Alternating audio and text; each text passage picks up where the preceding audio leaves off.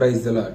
దేవుని నామానికి మహిమ కలుగును గాక. శతాధిపతి తన దాసునికి స్వస్థతను గూర్చి యేసుక్రీస్తు యొద్దకు వచ్చినటువంటి సందర్భం. మత్తయి సువార్త 8వ అధ్యాయము 8వ వచనం. ఆ శతాధిపతి, ప్రభువా, నీవు నా ఇంటిలోనికి వచ్చుటకు నేను పాత్రుడను కాను, నీవు మాట మాత్రము సెలవిమ్ము, అప్పుడు నా దాసుడు స్వస్థపరచబడును. అంటే యేసుక్రీస్తు ఇక్కడ చేసినటువంటి గొప్ప అద్భుతాన్ని, స్వస్థతను, అలాగే శతాధిపతి యొక్క విశ్వాసాన్ని ఇక్కడ చూడగలం.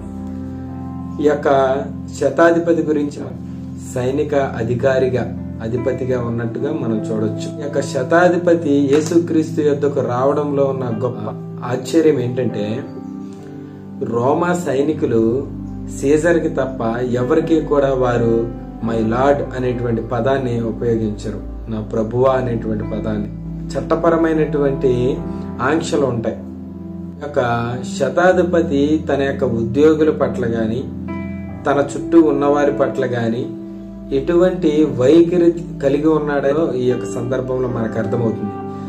తన యొక్క దాసుడు పక్షవాయువుతో మిగులు బాధపడుచున్నాడని, ఇంటిలో పడి ఉన్నాడని చెప్పి ఆయనను వేడుకొని, తన యొక్క సహ ఉద్యోగి, ఇంకా చెప్పాలంటే తన కింద పనిచేసేటువంటి ఒక వ్యక్తి గురించి తాను ఎంత శ్రద్ధ తీసుకున్నాడనేది, ఆలోచిస్తున్నాడనేది మనం ఇక్కడ చూడగలం.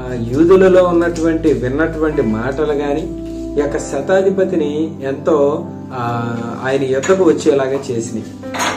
అంటే అప్పటికే కానాలో చేసినటువంటి గొప్ప అద్భుతం కావచ్చు, తరువాత ఆ కొండ మీద చేసిన ప్రసంగము, స్వస్థతలో అనేక కుష్ఠరోగులను అక్కడ బాగు చేయడం, ఈ విషయాలన్నీ కూడా ఈ శతాధిపతి విని ఉండొచ్చు. ఈ దాసునికి యేసుక్రీస్తే అయితేనే స్వస్థత చేయగలడు అనేటువంటి విశ్వాసం, విన్న సంగతులను బట్టి విశ్వాసం ఉంచి ఆయన మీద ఆనుకున్నాడు. ప్రభువా, నీవు నా ఇంటిలోనికి వచ్చుటకు నేను పాత్రుడను కాను. Lord, I am not worthy to you have come under my roof. మా ఇంట్లోకి రావడానికి కూడా, అంటే నువ్వు వచ్చేటందుకు కూడా నా ఇల్లు అర్హత కలిగినది కాదు.